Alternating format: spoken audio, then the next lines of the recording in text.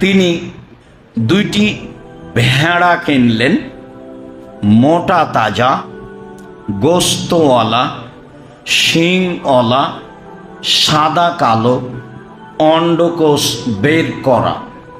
তিনি নিজে দুইটা ভেড়া কিনলেন, যা ছিল মোটা তাজা, যা ছিল খুব বড় সাইজের, যা ছিল শিংওয়ালা, যা ছিল সাদা কালো, যা ছিল অন্ডকোষ বের করা। যেই বলুক অন্ডকোষ বের করলে তাতে খুঁত চলে আসলো কুরবানি হবে না, এটা তার একবারে নগদ মিথ্যা কথা এবং সরাসরি সহিহ হাদিসের বিরোধী কথা। অন্ডকোষ বের করা ষাঁড় গরু খাসি কুরবানি করতে হবে, এটাই সুন্নাত, এটাই সুন্নাত, এটাই সুন্নাত। সম্মানিত দিনী ভাই বোন, তারপরে আনাস রাদিয়াল্লাহু তাআলা আনহু বলেন, যাহা রাসূলুল্লাহ সাল্লাল্লাহু আলাইহি সাল্লাম কাবশাইনে, একদা আল্লাহর নবী দুইটি ভেড়া কুরবানি করলেন। আমলা হাইনে সাদা কালো, আকরা নাইনে সিং ওলা। ফাযাবাহু বিয়াদিহি, তিনি নিজে হাতে জবে করলেন। তিনি বিসমিল্লাহ আল্লাহু আকবার বললেন। আনাস বলেন, রাআইতুহু, আমি নিজে দেখলাম। ফাওয়াজা কাদামাহু আলা সাবায়েমা, তিনি তার চোয়ালের উপরে, মাথার দিকে চোয়ালের উপরে পা রেখে দিলেন। অন্য বর্ণনায় আসবে ফাজ যাও, ফেলে দিলেন, চোয়ালের উপরে পা রেখে দিলেন। বা চোয়ালটা আসলে গালকে বুঝায়, কিন্তু পরিস্থিতিতে সামনের দুই পাকে বুঝাচ্ছে।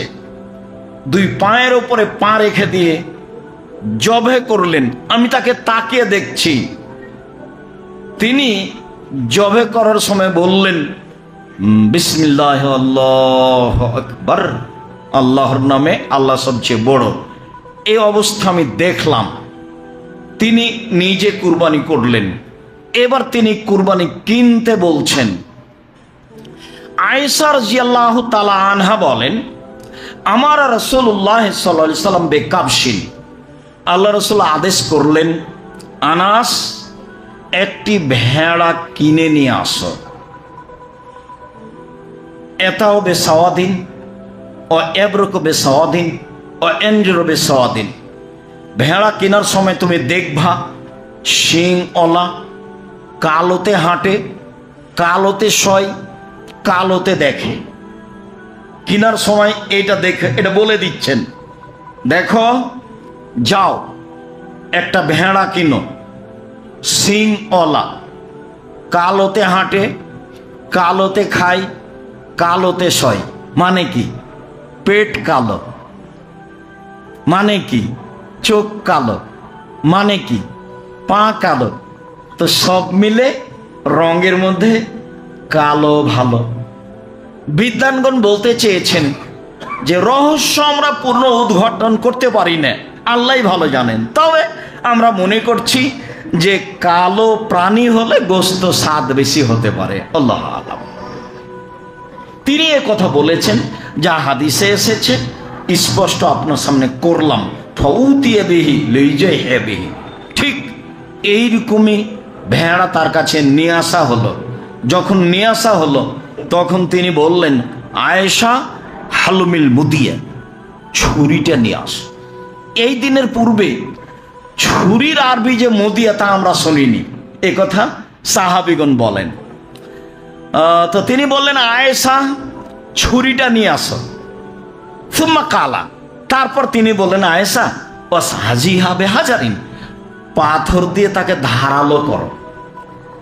ছুরি ধারালো কাজ আমাদের দেশে পুরুষে করে। আল্লাহর নবী আয়েশাকে বলছেন, প্রায় সব কথাই তিনি আয়েশাকে বলতেন, আদেশ করতেন। আয়েশা জায় নামাজটা নিয়ে আস, আয়েশা এক গ্লাস পানি নিয়ে আস, আয়েশা আমার মাথার চুল চিরুনি করে দাও, আয়েশা ছুরি নিয়ে আসো, আয়েশা ছুরিটা ধারালো করে নিয়ে আসো। বুঝতে পারছেন? আমার দিনী বোনদেরকে এখানে আর একটা কথা বলে রাখছি, সারা পৃথিবীর যত দিনী বোন বাংলা ভাষায় শরীয়ত অবগত হচ্ছেন, আল্লাহ নবী স্ত্রীর নাম ধরে রাখতেন। একটু আগে চলে গেল বুখারী মুসলিমের হাদিস, ইব্রাহিম আপনি কোথায় যাচ্ছেন, ইব্রাহিম আপনি কোথায় যাচ্ছেন?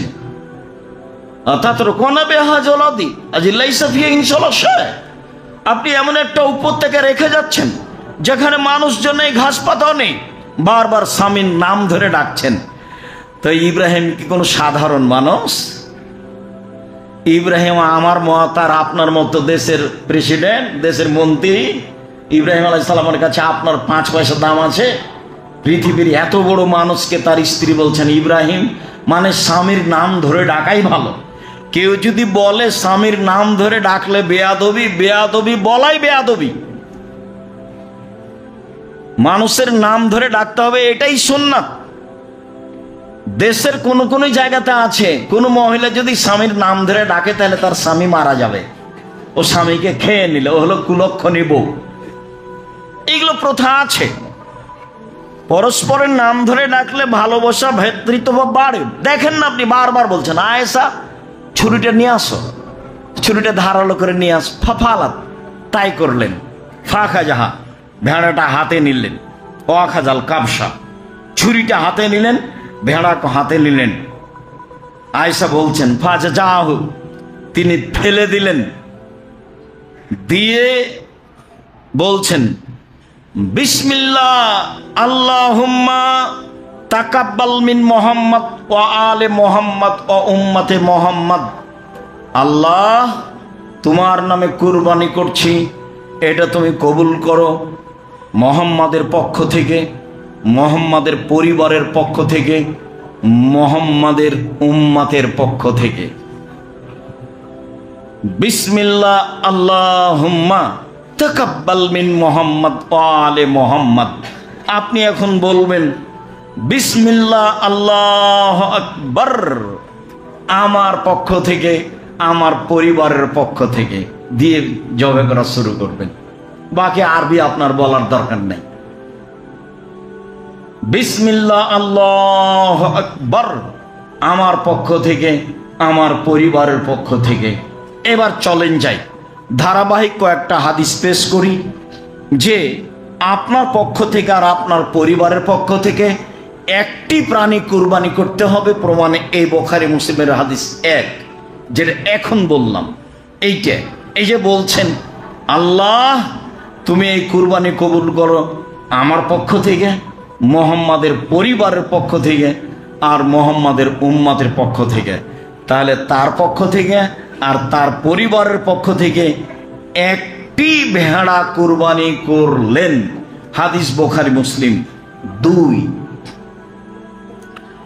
আয়েশা রাদিয়াল্লাহু তাআলা আনহা বলেন ইন্না রাসূলুল্লাহ সাল্লাল্লাহু আলাইহি সাল্লাম আনহারা আন আলে মুহাম্মদ ফি হাজ্জাতিল ওয়াদায়ে বাকারাতান ওয়াহিদা।